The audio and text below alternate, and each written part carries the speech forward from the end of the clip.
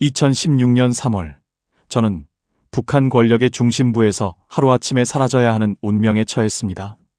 제 상사였던 박 부부장이 숙청됐다는 소식을 들은 날, 저는 알았습니다. 제 차례도 곧 올 것이라는 걸. 북한에서 고위 간부로 산다는 건 어떤 의미일까요? 매일 아침 검은색 볼보 승용차를 타고 출근했고, 특별 배급으로 남들은 상상도 못할 음식을 먹었습니다. 딸아이는 평양 제1의 학교에 다녔고, 아내는 외화상점에서 자유롭게 쇼핑했죠. 하지만 그 모든 게 한순간에 무너질 수 있다는 걸 저는 누구보다 잘 알고 있었습니다. 왜냐하면 제가 직접 그런 일들을 처리하는 부서에서 일했으니까요. 어느 날 갑자기 동료가 사라지면 사흘 뒤엔 그의 가족도 보이지 않습니다. 아무도 묻지 않습니다. 묻는 순간 본인도 같은 운명이 될 수 있으니까요. 여러분, 이 영상이 도움이 되셨다면 구독과 좋아요 부탁드립니다. 탈북자들의 진실된 이야기를 더 많은 분들께 전할 수 있도록 알고리즘에 힘을 실어주세요. 저는 그날 밤 제 차례가 왔다는 걸 확신했습니다. 사무실에서 제 책상 서랍이 누군가에 의해 뒤져진 흔적을 발견했을 때 온몸에 식은땀이 흘렀습니다. 평양의 화려한 야경이 보이는 제 아파트 창문 너머로 저는 제 죽음을 예감했습니다. 이제부터 들려드릴 이야기는 북한 최고 권력층에서 살다가 하루아침에 목숨을 걸고 탈출해야 했던 한 사람의 진실입니다. 제가 당 중앙위원회에 배치된 건 2005년이었습니다. 김정일 시대 말기였죠. 당시 저는 31살의 혈기왕성한 당원이었고 출세가도를 달리고 있었습니다. 아침 7시 운전사가 제 아파트 앞에 차를 대기시킵니다. 평양 중심부에 있는 고층 아파트, 24평형이지만 일반 주민들에겐 꿈도 못 꿀 공간이었죠. 엘리베이터가 작동하고 온수가 나오고 전기가 하루 종일 들어오는 곳. 북한에선 이것만으로도 특권입니다. 출근길에 보이는 평양 거리는 깨끗했습니다. 하지만 저는 알고 있었죠. 이 도로를 청소하는 사람들이 누구인지. 새벽 4시부터 동원된 일반 주민들과 학생들입니다. 평양 시민증이 없는 지방 출신 노동자들도 많았습니다. 제 업무는 간부들의 인사자료를 검토하고 보고서를 작성하는 일이었습니다. 겉으로는 평범해 보이지만 사실 이건 사람의 생사를 가르는 일이었습니다. 누군가의 과거 발언 하나, 친인척의 행적 하나가 그 사람의 운명을 결정했으니까요. 점심시간엔 간부 식당에서 식사를 했습니다. 흰 쌀밥에 고기 반찬, 과일까지 나왔죠. 같은 시각, 평양 외곽에선 옥수수죽으로 끼니를 때우는 사람들이 수두룩했습니다. 함경도나 양강도는 말할 것도 없었고요. 오후엔 회의가 이어졌습니다. 수령님 교시 관철, 당 정책 실현 같은 말을 반복하는 시간이었죠. 모두가 고개를 끄덕이고 박수를 쳤습니다. 하지만 회의실을 나서면 모두 피곤한 표정으로 담배를 피웠습니다. 저녁에 집에 돌아오면 아내가 저녁을 준비해 놓았습니다. 딸아이는 학교 숙제를 하고 있었고 텔레비전에선 조선중앙방송이 나왔죠. 행복한 가정처럼 보였습니다. 하지만 저는 매일 밤 불안했습니다. 오늘 제가 작성한 보고서 중에 문제가 될 만한 건 없었는지, 회의 중에 제 표정이 불순하게 보이진 않았는지 끊임없이 되돌아봤습니다. 어느 날 동료 한 명이 사무실에서 사라졌습니다. 전날까지 함께 일했던 최 과장이었죠. 아무 설명도 없었습니다. 그의 책상은 사흘 만에 치워졌고 한 달 뒤엔 새 직원이 그 자리에 앉았습니다. 우리는 마치 아무 일도 없었던 것처럼 일했습니다. 이게 고위 간부의 삶이었습니다. 겉으로는 특권을 누리지만 속으로는 매일 공포 속에 사는 삶. 저는 그때 이미 알고 있었습니다. 이 체제에서 진짜 안전한 사람은 아무도 없다는 걸. 전환점은 2014년에 찾아왔습니다. 제 직속 상관이었던 박 부부장이 김정은 원수님의 고모부인 장성택 처형 사건에 연루됐다는 소문이 돌기 시작했습니다. 박 부부장은 능력 있는 간부였습니다. 청렴했고 부하들을 잘 챙겼죠. 하지만 그게 문제였는지도 모릅니다. 너무 유능한 사람은 위험하니까요. 어느 월요일 아침 부부장님의 사무실 문에 봉인이 붙어 있었습니다. 보위부 직원들이 서류를 압수해가는 걸 멀리서 지켜봤습니다. 그날 오후 우리는 긴급회의에 소집됐습니다. 박 아무개는 반당반형 명분자로 판명됐다. 그의 사상적 오류를 철저히 비판하라.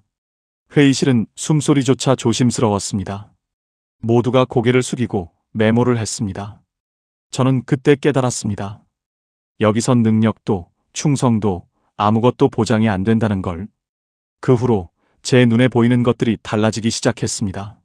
매일 작성하는 인사보고서들. 그 속엔 사람들의 삶이 담겨 있었죠.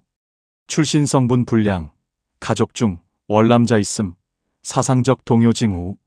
이런 한 줄 평가가 한 사람의 인생을 무너뜨렸습니다. 어느 날 지방에서 올라온 보고서를 검토했습니다. 함경북도 모 지역의 기아 실태에 관한 내용이었죠. 수백 명이 굶어 죽었다는 보고였습니다. 하지만 다음 날 그 보고서는 수정돼서 돌아왔습니다. 영양실조로 인한 사망 32명으로요. 저는 그때 알았습니다. 이 체제는 진실을 왜곡하는 시스템이라는 걸. 우리가 평양에서 고기를 먹을 때 지방에선 사람들이 죽어가고 있었습니다. 2015년 어느 날 중국 출장 기회가 있었습니다. 단둥에서 하루를 보냈죠. 그곳에서 본 중국인들의 삶은 충격이었습니다. 평범한 식당 종업원이 스마트폰을 쓰고 있었고 거리엔 자동차가 넘쳐났습니다. 평양이 현대적이라고 배웠는데 중국의 변두리 도시만도 못했습니다. 더 충격적이었던 건 그곳에서 만난 조선족 동포였습니다. 그는 한국 드라마를 자유롭게 보고 있었고 서울에 사는 친척과 전화통화를 했습니다. 남조선은 미제의 식민지가 아니던가요? 제가 조심스럽게 물었습니다. 그는 웃으며 대답했습니다. 형님, 서울이 평양보다 100배는 잘 삽니다. 자유도 있고요. 그날 밤 숙소로 돌아온 저는 잠을 이룰 수 없었습니다. 제가 평생 배우고 믿었던 것들이 거짓일 수도 있다는 생각이 머릿속을 떠나지 않았습니다. 평양으로 돌아온 후 저는 다르게 보이기 시작했습니다. 김일성 광장의 구호들, 거리의 선전물들, 매일 반복되는 회의들. 모든 게 거대한 연극 같았습니다. 하지만 저는 아무 말도 할 수 없었습니다. 의심하는 것조차 죄가 되는 곳이었으니까요. 2016년 3월, 제게 직접적인 경고 신호가 왔습니다. 사무실 책상 서랍이 누군가에 의해 뒤져진 흔적을 발견한 겁니다. 제가 정리해둔 서류들의 순서가 미묘하게 바뀌어 있었죠. 그날 저녁, 오래 알고 지내던 보이부 출신 지인에게서 조심스러운 전화가 왔습니다. 형님, 요즘 몸 조심하십시오. 그 한마디면 충분했습니다. 제 이름이 어딘가에 올라갔다는 뜻이었죠. 그날 밤 저는 결정해야 했습니다. 가족과 함께 죽을 것인가, 혼자라도 살 것인가. 아내와 딸을 바라봤습니다. 12살 된 딸아이는 피아노 연습을 하고 있었고 아내는 부엌에서 설거지를 하고 있었습니다. 평범한 저녁 풍경이었죠. 하지만 이게 마지막이 될 수도 있었습니다. 가족을 데리고 탈출할 수는 없었습니다. 3명이 함께 움직이면 성공 확률은 거의 제로였고 실패하면 딸아이까지 정치범 수용소로 끌려갑니다. 차라리 제가 혼자 사라지면 아내와 딸은 남편이 배신자였다며 선을 긋고 살 수 있을지도 몰랐습니다. 그게 제가 할 수 있는 최선이었습니다. 준비는 신중하게 해야 했습니다. 우선 돈이 필요했습니다. 저는 몇 년 동안 모아둔 달러 3,000불과 중국 위안화 2만 위안을 집안 곳곳에 숨겨뒀습니다. 간부들은 뇌물로 외화를 받는 경우가 많았고 저도 예외는 아니었죠. 다음은 경로였습니다. 중국 출장 경험을 활용하기로 했습니다. 단둥의 브로커 연락처를 알고 있었고 그들이 탈북을 도와준다는 걸 소문으로 들었습니다. 가장 어려운 건 명분이었습니다. 갑자기 사라지면 즉시 추격이 시작됩니다. 출장이나 지방 파견 같은 공식적인 이유가 필요했죠. 마침 함경북도 청진 지역 실태 조사건이 생겼습니다. 평소 같으면 기피하는 지방 출장이었지만 저는 자원했습니다. 동료들은 의아해했지만 현장을 직접 봐야 제대로 된 보고서를 쓸 수 있다고 설명했습니다. 출장 승인이 떨어진 건 3월 23일이었습니다. 출발은 이틀 후였죠. 그 이틀간 저는 평생을 준비했습니다. 아내와 딸에게는 아무 말도 할 수 없었습니다. 일주일쯤 지방 출장 다녀올게라고만 했죠. 출발 전날 밤, 저는 잠든 딸아이의 얼굴을 오래 바라봤습니다. 아내가 물었습니다. 왜 그렇게 봐요? 무슨 일 있어요? 아니, 그냥 우리 딸이 많이 컸네 싶어서 아내를 안았습니다. 마지막이 될지도 모르는 포옹이었죠. 당신 사랑해. 제가 말했습니다. 평소엔 절대 하지 않던 말이었습니다. 아내가 이상하다는 표정을 지었지만 더 묻지는 않았습니다. 2016년 3월 25일 아침, 저는 평양역에서 청진행 기차에 올랐습니다. 뒤돌아보니 평양의 고층 건물들이 보였습니다. 제가 42년을 살았던 도시였습니다. 기차가 출발했습니다. 저는 돌아오지 않을 거라는 걸 알고 있었습니다. 청진에 도착한 건 이틀 후였습니다. 실태 조사는 형식적으로 진행했습니다. 제 머릿속엔 오직 하나뿐이었죠. 어떻게 국경까지 갈 것인가. 청진에서 회령까지는 기차로 5시간이었습니다. 저는 국경지역 식량 배급 실태 확인이라는 명목으로 이동 허가를 받았습니다. 간부 신분증이 있어 검문은 쉽게 통과했죠. 회령에 도착했을 때는 밤 9시였습니다. 허름한 여관에 짐을 풀었습니다. 창문 너머로 두만강이 어렴풋이 보였습니다. 저 강만 건너면 중국이었습니다. 다음 날 새벽 4시, 저는 여관을 나섰습니다. 간부 정장을 벗고 농민들이 입는 낡은 인민복으로 갈아입었습니다. 가방엔 돈과 최소한의 물건만 넣었죠. 국경까지는 걸어서 2시간 거리였습니다. 새벽 어둠 속에서 강 쪽으로 조심스럽게 걸었습니다. 심장이 터질 듯 뛰었습니다. 강변에 도착했을 때 하늘이 희끗희끗 밝아오고 있었습니다. 최악의 타이밍이었죠. 너무 밝으면 경비병에게 발각됩니다. 그때 숲을 속에서 누군가 나타났습니다. 가슴이 철렁했습니다. 동무 어디 가시오? 중년의 사내였습니다. 그의 눈빛을 보고 저는 직감했습니다. 이 사람도 같은 처지라는 걸. 강을 건너려고 합니다. 제가 솔직하게 말했습니다. 혼자요? 브로커는? 없습니다. 사내가 고개를 저었습니다. 이 시간엔 위험하오. 경비 교대 시간이 곧 됩니다. 저녁까지 기다려야 해요. 하지만 저는 기다릴 수 없었습니다. 청진의 동료들이 제 실종을 보고하는 건 시간 문제였습니다. 늦어질수록 추격망이 좁혀집니다. 지금 갑니다. 제가 말했습니다. 사내가 잠시 고민하더니 고개를 끄덕였습니다. 그럼 따라오시오. 제가 아는 루트가 있어. 우리는 강변을 따라 30분쯤 걸었습니다. 갈대숲이 우거진 지점에서 사내가 멈췄습니다. 여기서 건너야 합니다. 수심이 허리까지 오고 폭은 약 100m요. 중간쯤 가면 경비병 초소가 보이는데 절대 쳐다보지 마시오. 저는 신발을 벗고 비닐봉지에 넣었습니다. 돈과 신분증은 허리춤에 단단히 묶었습니다. 강물에 발을 담그는 순간 온몸이 얼어붙는 것 같았습니다. 3월의 두만강은 빙하처럼 차가웠죠. 천천히 물속으로 들어갔습니다. 무릎, 허벅지, 허리. 물이 점점 깊어졌습니다. 강 중간쯤 왔을 때 오른쪽에서 목소리가 들렸습니다. 거기 누구냐? 경비병이었습니다. 손전등 불빛이 제 쪽으로 움직였습니다. 저는 그대로 물속에 몸을 담갔습니다. 차가운 물이 목까지 차올랐습니다. 숨을 참았습니다. 심장이 귀에서 쿵쾅거렸습니다. 야생동물인 것 같습니다. 다른 경비병의 목소리가 들렸습니다. 손전등 불빛이 다른 곳으로 옮겨갔습니다. 저는 천천히 물 밖으로 고개를 내밀었습니다. 그리고 최대한 조용히 중국 쪽으로 헤엄쳤습니다. 80m, 90m. 발이 바닥에 닿았습니다. 중국 땅이었습니다. 저는 물에서 빠져나와 갈대숲 속으로 뛰어들었습니다. 온몸이 떨렸습니다. 추위 때문인지 공포 때문인지 알 수 없었습니다. 뒤돌아보니 북한 땅이 보였습니다. 저기 어딘가에 제 아내와 딸이 있었습니다. 눈물이 났습니다. 하지만 울고 있을 시간이 없었습니다.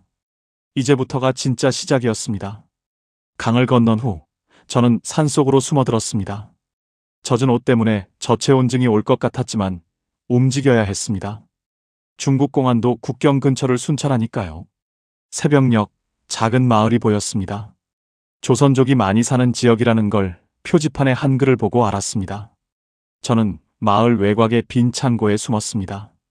온몸이 덜덜 떨렸습니다.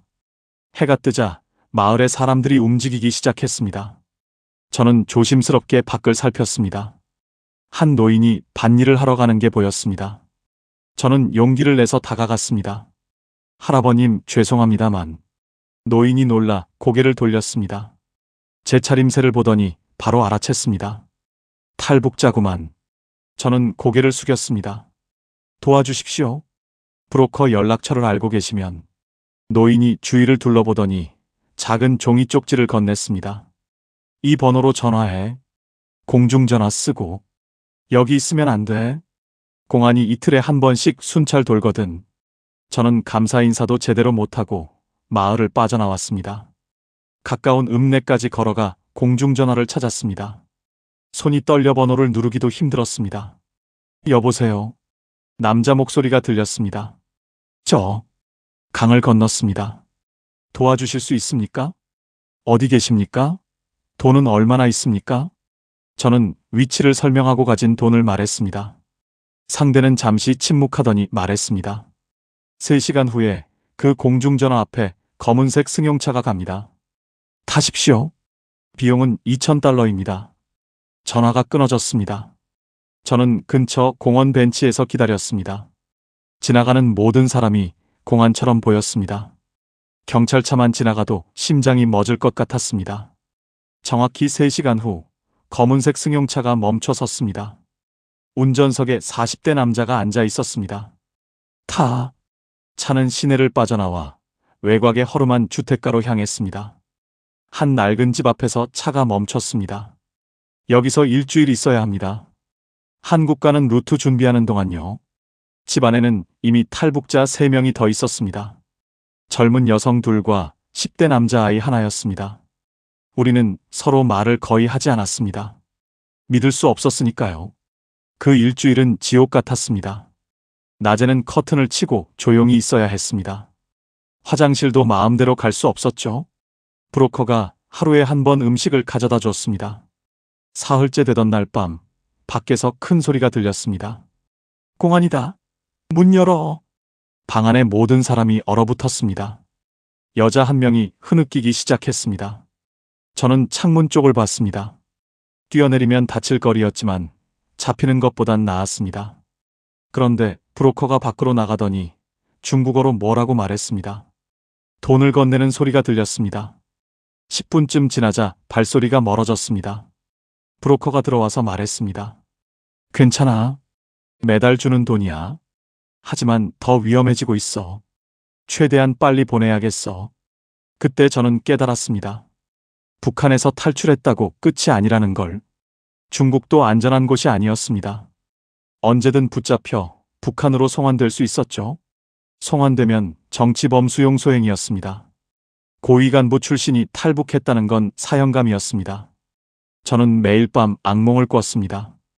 보위부 요원들에게 붙잡혀 평양으로 끌려가는 꿈이었습니다.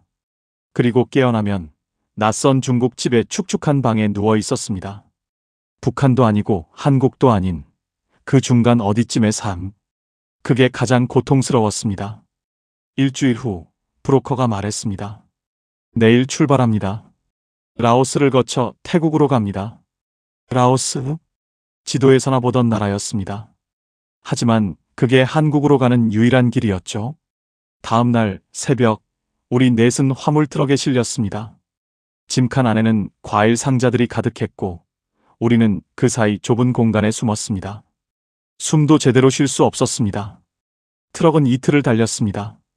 검문소를 몇 번 지났는지 모릅니다. 멈출 때마다 심장이 멎을 것 같았죠. 한 번은 공안이 짐칸을 열어보기도 했습니다. 하지만 상자 너머로 보이지 않았던 모양입니다. 중국과 라오스 국경에 도착했을 때는 밤이었습니다. 우리는 트럭에서 내려 산길을 걸었습니다. 가이드가 앞장섰습니다. 절대 소리내지 마. 국경 경비가 총 쏠 수도 있어. 3시간을 걸었습니다. 온몸이 땀으로 흥건했습니다. 그러다 가이드가 멈춰서서 말했습니다. 여기부터 라오스야. 국경을 넘었다는 실감이 나지 않았습니다. 여전히 어두운 산길이었으니까요. 라오스의 한 마을에 도착했을 때는 새벽이었습니다. 그곳에서 이틀을 쉬었습니다. 처음으로 마음 놓고 잠을 잘 수 있었습니다. 중국 공안에 손이 닿지 않는 곳이었으니까요. 하지만 안심하기엔 일렀습니다. 브로커가 말했습니다. 태국 가서 경찰에 잡혀야 해. 그래야 난민 신청하고 한국 갈 수 있어. 일부러 잡혀야 한다고요? 그래. 태국 경찰은 북한 사람 보호해줘. 한국 대사관에 넘겨주거든. 우리는 다시 버스를 타고 태국 국경으로 향했습니다. 이번엔 당당하게 도로를 통과했습니다. 라오스는 탈북자를 송환하지 않았으니까요. 태국에 들어선 건 이틀 후였습니다. 방콕 외곽의 한 지역에서 브로커가 말했습니다. 여기서 헤어집니다. 저 모퉁이에 경찰서가 있어요. 들어가서 노스코리아 리퓨지라고 외치세요. 그럼 알아서 처리해 줄 겁니다.